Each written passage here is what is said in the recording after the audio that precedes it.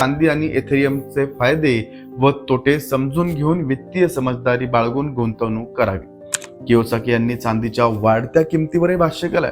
सध्या चांदीची किंमत अंदाजे $50 प्रति औंस, अर्थात 1 औंस म्हणजेच 28.35 ग्रॅम चांदी एवढं, आणि भविष्यात ती $75 पर्यंत जाऊ शकते.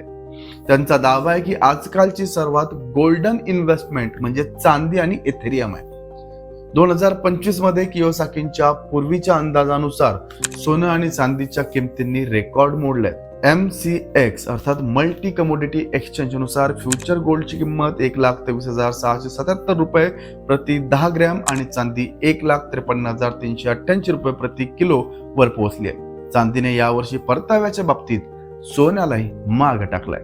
तर नक्कीच कियोसाकी यांचा हा सल्ला तुम्हाला आवडला का, आम्हाला कमेंट करून नक्की सांगा आणि पाहत राहा लेट्स अप मराठी.